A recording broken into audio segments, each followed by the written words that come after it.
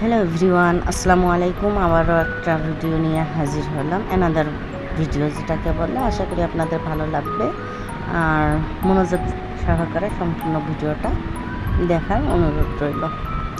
সময়টা ছিল December 21 December. আমরা ফুল ফ্যামিলি বেরিয়ে পড়ি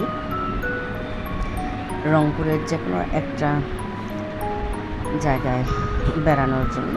কিন্তু এটা সিদ্ধান্ত আমাদের রাস্তায় গিয়ে হয় যে চিকলি যাব নাকি চিড়িয়াখানা। তো শেষমেশ বাচ্চাদের মতামত অনুযায়ী আমরা চিকলিতে ঘুরতে যাই। সত্যি কথা বলতে চিড়িয়াখানার থেকে চিকলির কিন্তু ভিউ, তারপর জিনিস, তারপর বাচ্চাদের জন্য, বড়দের জন্য এভরিথিং চিড়িয়াখানার থেকে চিকলির পরিবেশটা মনোরম অ্যান্ড সুন্দর। তো সেজন্যই কিন্তু আমারও মত ছিল চিকলিতে যাওয়ার। তো যেই কথা সেই কাজ, আমরা চিকলিতে যাই। আমি কিন্তু ভিডিওর মাধ্যমে ফার্স্ট টু লাস্ট আপনাদেরকে বোঝানোর চেষ্টা করব, আশা করি বুঝতে পারবেন।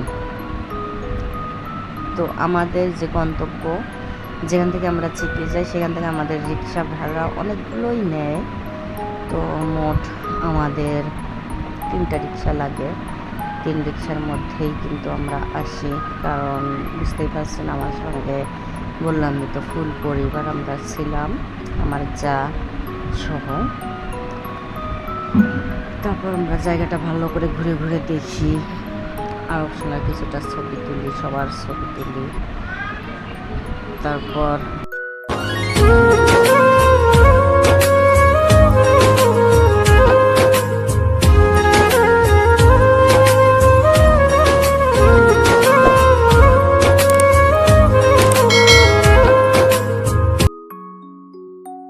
আরও এখানে মন খারাপ করে বসে থাকে।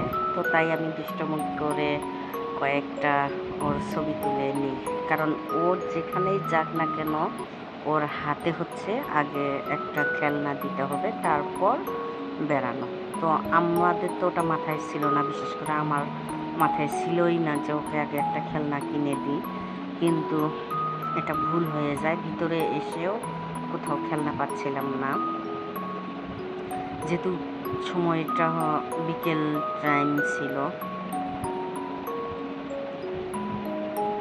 তার জন্যই এমনটা।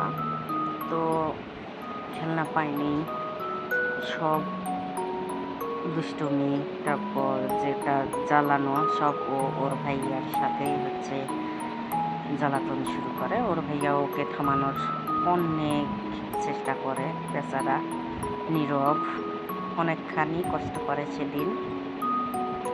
কষ্ট করার পরও ওর মুড কিছুতেই ভালো করতে পারছিল না। তারপরও ওকে হাসানোর চেষ্টা, তারপর ওকে একটু অন্য মুডে নিয়ে আসার চেষ্টা বিফলে যায়নি। চেষ্টা সফল, কিন্তু আরও ওই বায়নাটা ধরেই ছিল। তারপর আমরা কিছুটা ছবি তুলি। ছবি তোলার মধ্যেও কিন্তু ওর মন খারাপ। এখানে আমার মেয়ে আর আমার ভাতিজিয়া ছিল। ঝর্ণাটা দেখার মতো একটা ঝর্ণা। আরও মোটামুটি জায়গাটা সম্পূর্ণ আমরা পরিদর্শন করে ফেরার পথে এই ছবিগুলো তোলা হয়। যারা এখনও চিকলিতে যাননি যেতে পারেন। তবে এটা আমরা যখন গিয়েছিলাম তখন কিন্তু কোনো রেস্টুরেন্ট ছিল না, ভিতরে বিশেষ কোনো রেস্টুরেন্ট ছিল না। তার জন্য আমাদের খাওয়া দাওয়াটা বাইরেই করতে হয়। 2 ভাই মিলে সেই খুশি, সেই আনন্দ। সব থেকে এখানকার আকর্ষণীয় বিষয় ছিল নীরব আর আরব, 2 ভাইয়ের খুনসুটি।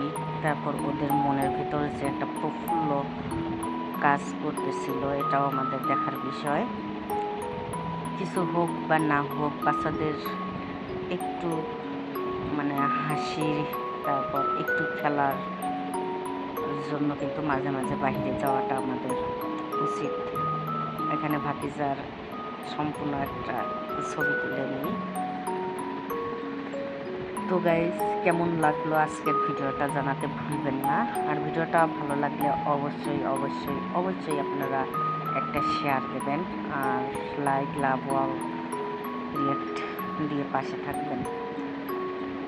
আরও সুন্দর সুন্দর নিত্য নতুন ভিডিও আপলোড দেওয়ার চেষ্টা করব। যদিও আমার পেজটা রান্না বিষয়ক পেজ, একদম সহজ উপায়ে যে রান্নাগুলো আমি বাসায় করে থাকি আমার পরিবারের জন্য, তো আমি কিন্তু এই রান্নাগুলোই আপলোড দিয়ে থাকি।